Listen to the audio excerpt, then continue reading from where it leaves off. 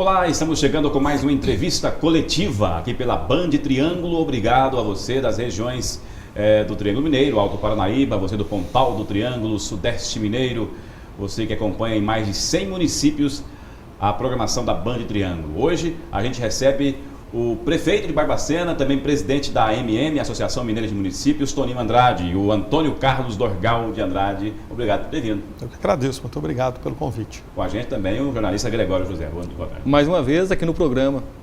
Olha, tô vendo aqui, Toninho, trechinho do seu currículo, né, que é pós-graduado em Direito Público, é advogado, lógico, é professor também, universitário, tem pós-graduação em Direito Público e Controle de Administração Pública, graduação em Relações Internacionais, Globalização, Cidadania, quer dizer, muita coisa aqui que não dá para falar tudo. Mas quando você era criança pequena lá em Barbacena, né? Como é que é a vida sua por lá? Olha, eu com 7, 8 anos, dentro de casa, brincava de eleição.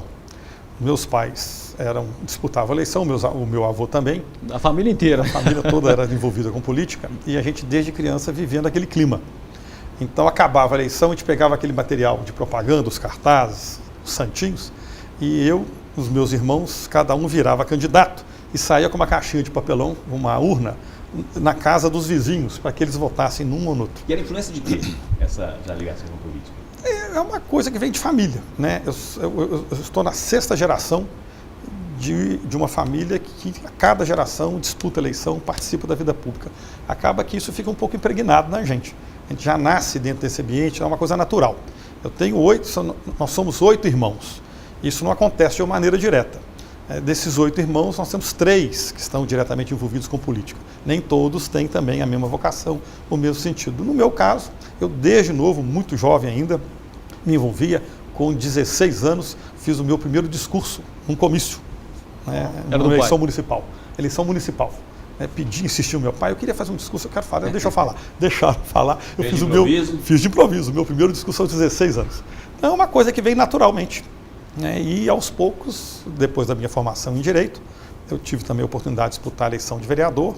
Em seguida, disputei a prefeitura, fui prefeito há 20 anos atrás, em 93 a 96.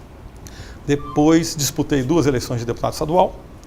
Fui para o Tribunal de Contas e depois de 8 anos no tribunal, larguei o tribunal e voltei para a vida pública de novo. Como a primeira eleição que tinha era municipal, disputei de novo a prefeitura. Mas, Toninho, largar o Tribunal de Contas do Estado para voltar a administrar o município não seria aí um contrassenso, principalmente porque todo mundo quer chegar logo a um status mais cômodo para administrar a sua vida após a aposentadoria? Eu aprendi muito no tribunal. Fiquei 8 anos no tribunal e tive que estudar muito, as questões técnicas do tribunal, o controle da administração pública. Até estudei durante esse período, me formei, fiz um curso de pós-graduação e especialização nessa área. Mas o tribunal, que tem toda essa carga, é um órgão que te dá muita estabilidade, mas também é um órgão que te reprime, de certa maneira, porque você tem que ter uma postura de juiz. Não pode estar diretamente envolvido com questões políticas, partidárias, não pode opinar nesse ambiente para ter essa distância razoável para poder fazer os julgamentos equilibrados e imparciais. A minha natureza é política. Depois de 8 anos no tribunal, essa situação estava me deixando um certo incômodo. A querência política falou mais alto. E embora o tribunal me desse toda a estabilidade funcional, administrativa e de carreira, a política me dá todas as possibilidades que o tribunal não dá.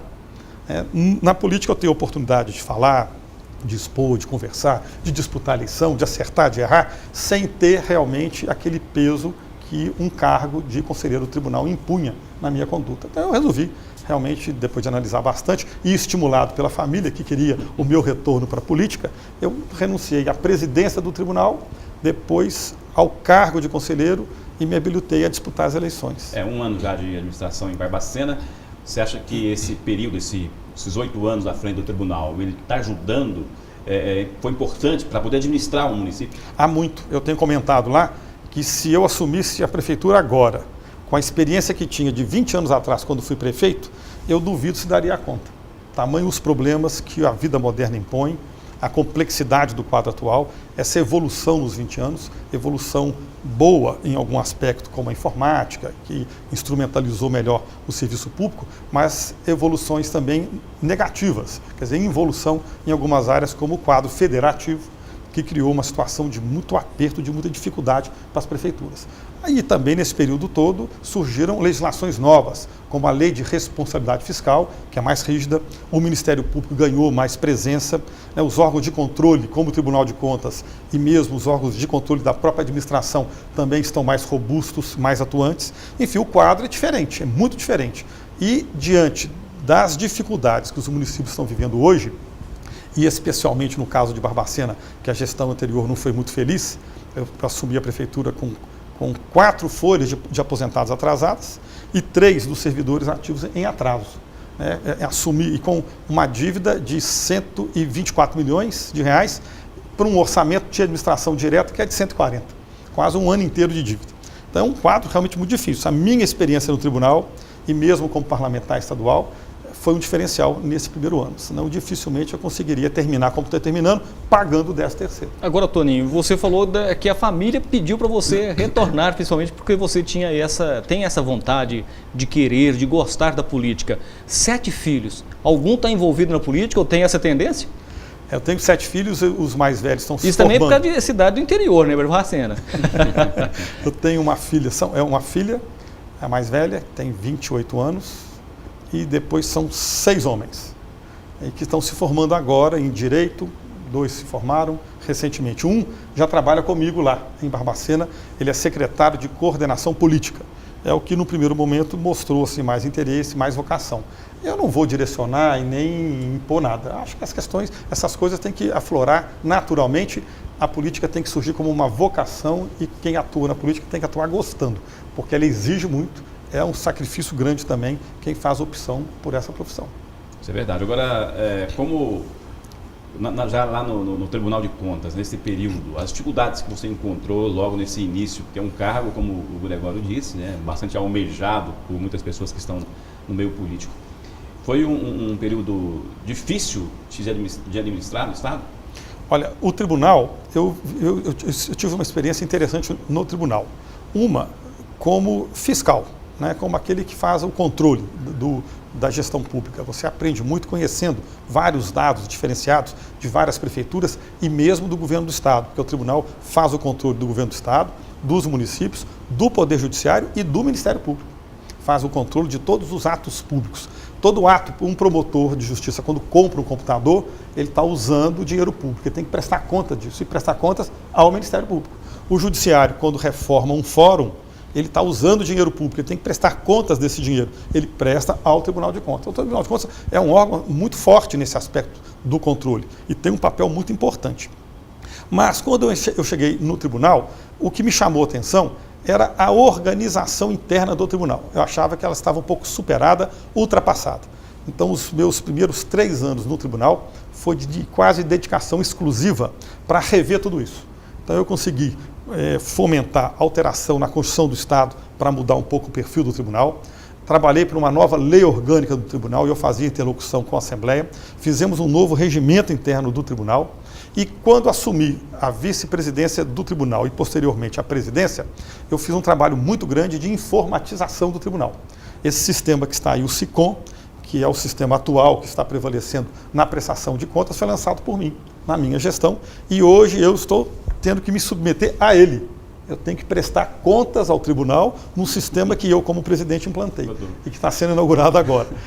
Então, foi realmente um momento muito interessante. A gente vai falar daqui a pouco mais sobre o Tribunal de Contas do Estado. Vamos para um rápido intervalo. Na sequência, tem mais Toninho Andrada, prefeito de Barbacena e também presidente da Associação Mineira de Municípios. E é sobre a AMM que a gente fala daqui a pouco, depois do intervalo. Até já.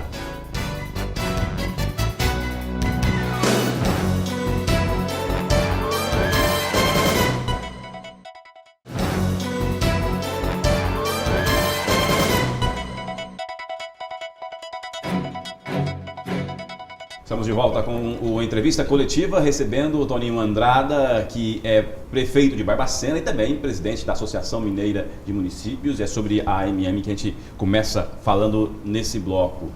Assumiu a associação já no início do ano. Foi um trabalho interessante, porque quando eu fui eleito prefeito de Barbacena e me manifestei com vontade e desejo de assumir a presidência, estávamos no período pré-eleitoral da AMM, em que todos os prefeitos de Minas em tese, estariam habilitados a disputar. E fui procurando os principais interlocutores e conseguimos fazer um trabalho de consenso. Hoje a MM tem presença de município grande, médio, pequeno e de todas as matizes políticas. Nós temos na nossa diretoria elementos do PMDB, do PSDB, do PT, do PTB, do PSD, enfim, de todos os partidos. E essa tem que ser a missão da MM. É a representação do municipalismo. E o municipalismo independe de cor partidária e de ideologia política. É aquele princípio que reza na busca de descentralização, de fortalecimento do município, independente de qualquer origem partidária. Então o trabalho começou esse ano, nesses praticamente 6 meses de trabalho à frente da MM, acho que a gente já conseguiu avançar bastante nesse trabalho. A MM já realizou um grande fórum técnico em Belo Horizonte, tentando ajudar os prefeitos na compreensão desse novo momento, e estamos também lançando cartilhas, como essas que estão aqui. Temos uma cartilha para o cidadão entender para onde vai o imposto que ele paga. Parte vai para o município, parte vai para o Estado e parte vai para a União. Para ele entender um pouquinho como funciona essa sistemática. É uma cartilha muito didática, que ajuda a essa compreensão. E uma cartilha para o próprio gestor. Ele entender como que o município se coloca dentro desse contexto federativo e qual é a parcela que cabe aos municípios. Por exemplo, uma curiosidade. De toda a capacidade tributária do país, os municípios só conseguem arrecadar diretamente 7% de todos os impostos do Brasil inteiro. Só 7%. Que são arrecadados dentro do seu próprio território. Isso. E somando todos os municípios do Brasil, dá só 7%. Porque a capacidade tributária do município é muito pequenininha. Ela está praticamente baseada em ISS e em IPTU. Só. O governo federal tem um elenco de possibilidades de impostos. O Estado também tem um elenco grande, os municípios não têm. Então, eles vivem de impostos compartilhados. A União arrecada e repassa um pouquinho. O Estado arrecada e repassa um pouquinho. Ele não tem capacidade própria e isso gera distorção. Então, o nosso trabalho nesse primeiro semestre foi muito vocacionado para isso. Organizar toda essa situação em termos didáticos para que os gestores pudessem entender bem qual é o papel do município dentro da federação, para que a gente possa, então, de uma maneira bem didática, também organizada, mas dura e efetiva, fazer as cobranças que a gente precisa fazer.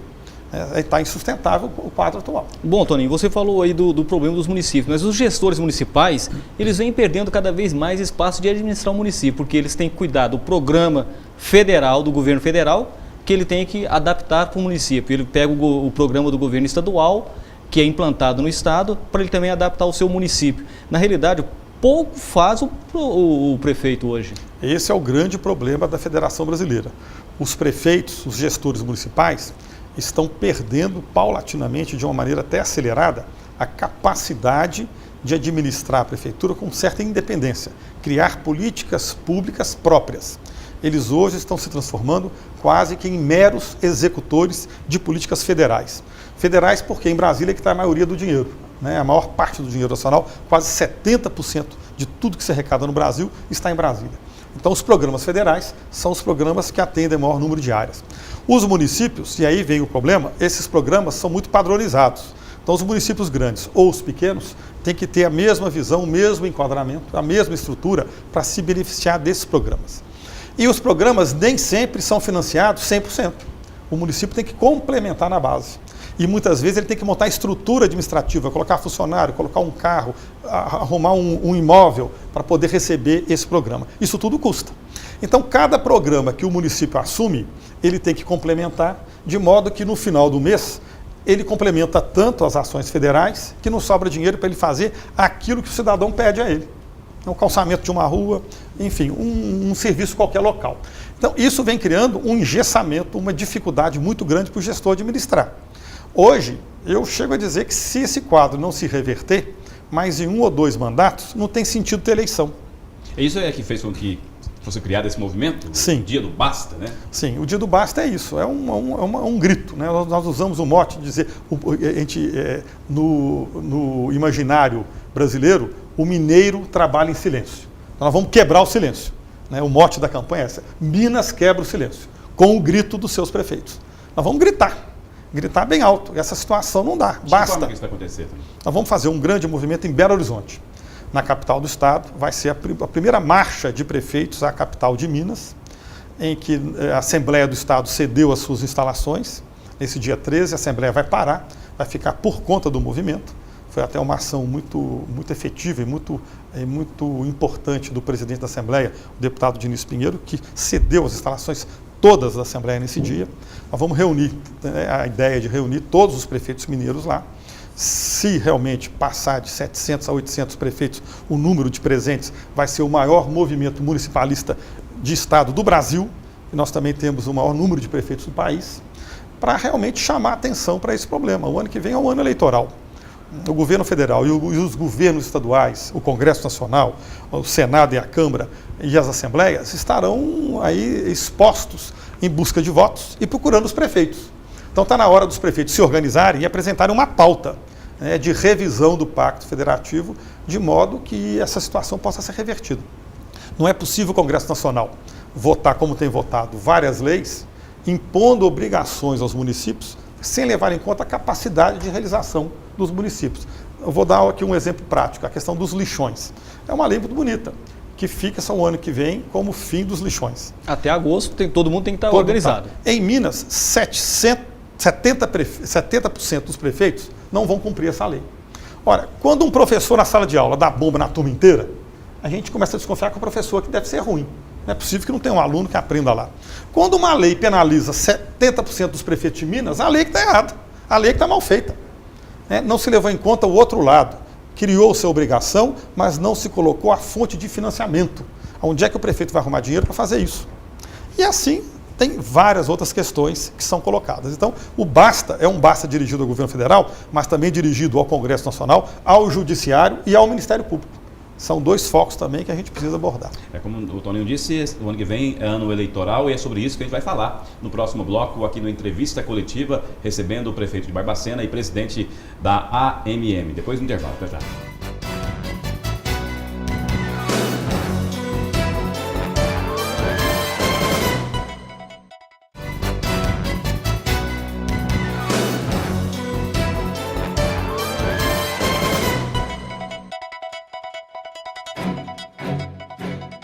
Voltando com a entrevista coletiva aqui pela Band Triângulo, recebendo o presidente da Associação Mineira de Municípios, Toninho Andrada.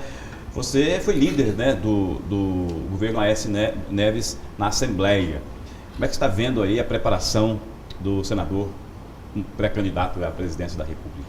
Eu acho que as perspectivas são boas. É lógico que nós estamos ainda num período pré-eleitoral em que a questão de visibilidade em termos de pesquisa, ela não tem tanta importância ainda.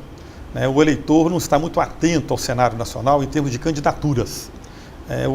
As pesquisas indicam e estudos científicos indicam que só com a proximidade do pleito é que o eleitor fica mais antenado com os candidatos. Então, as pesquisas hoje, elas representam mais o grau de conhecimento dos candidatos, e menos intenção de voto. Então, as pesquisas são indicadores importantes, mas, ao mesmo tempo, não são determinantes. A candidatura do senador Aécio Neves tem, por isso, perspectivas boas. Se hoje ele, que tem pouca visibilidade nacional em comparação com a presidente Dilma, que é presidente e pela força do cargo está toda hora na mídia, ele consegue ter quase que a metade das indicações de voto dela. Ela tem em torno de 40, ele está em torno de 20, com algumas variações pequenas. Então, é uma perspectiva boa. Na medida em que ele tiver mais visibilidade, ele poderá crescer. A aprovação dessa candidatura? Na aprovação dele? Sim, a essa altura é irreversível. A candidatura dele já está colocada, é apenas o tempo de maturação, é o tempo político. A gente não deve, ser assodado, não deve se lançar assim imediatamente, mesmo porque existem algumas conversas, entendimentos, outros partidos que poderão fazer parte da aliança e que têm o seu tempo também. Então, ele não pode acelerar o processo, correndo o risco de perder eventuais alianças. Então ele tem que ver o momento certo. Mas a candidatura dele internamente, dentro do PSDB, está consolidada, não há nenhuma dúvida com relação a isso. Bom, prefeito, sobre esse dia do Basta, o Aécio Neves vai apoiar, vocês vão levar esse manifesto também para Brasília? Ou vai ficar só em Minas Gerais? Não, o manifesto, ele não tem nada a ver com a candidatura do senador Aécio Neves e nem com a candidatura do quando eu falo assim, levar para Brasília, é para poder abrir espaço dentro de Brasília, para que vocês possam mostrar a insatisfação dos prefeitos nesse momento. Sim, o dia do Basta tem esse objetivo. É uma primeira etapa em Minas, para nós realmente sentirmos a força do movimento, a união e o número de prefeitos, o envolvimento do Estado, para num segundo momento, no início do ano, haver desdobramentos em Brasília. O foco é esse. Porque a gente já vê notícias de prefeitos da região de Goiás, do entorno com São Paulo, Rio de Janeiro, falando que também deveriam começar a marchar junto com os mineiros. Isso está se alastrando aos poucos. A ideia é justamente essa, né, que a gente consiga um apoio grande em todo o Brasil, para no início do ano a gente fazer um grande movimento em Brasília, de uma maneira mais incisiva, exigindo uma pauta mais clara e menos evasiva.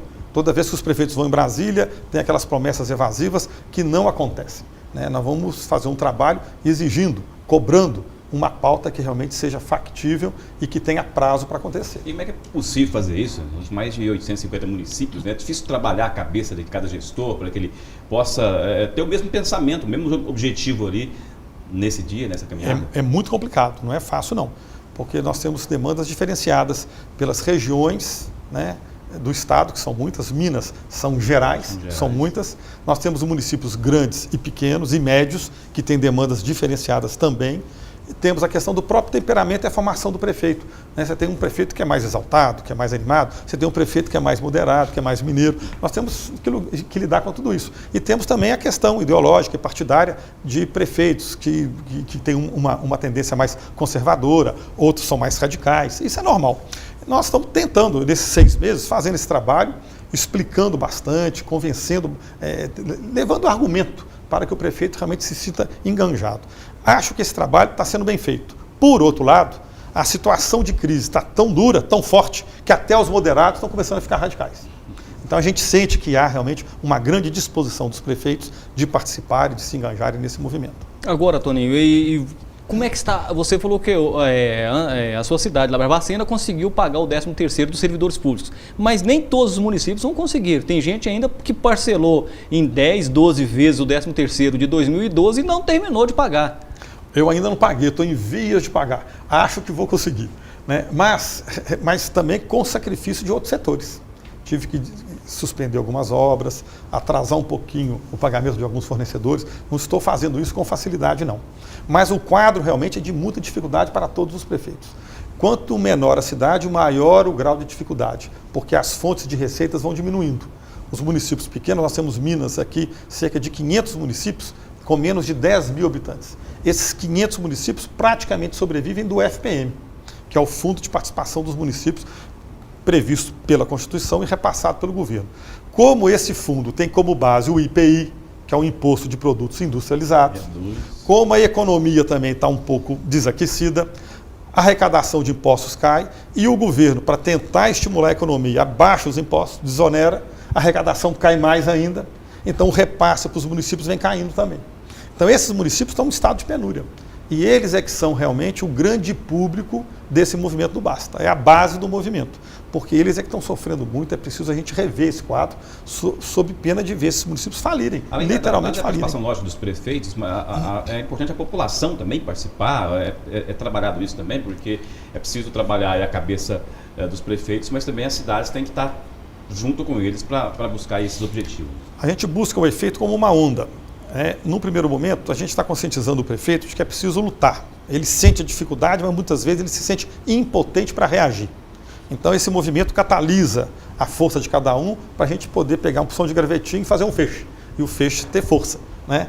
Então o prefeito se enganjando, isso vem como um efeito de onda. Ele anima a levar para a população a explicação de que a situação está ruim, por isso.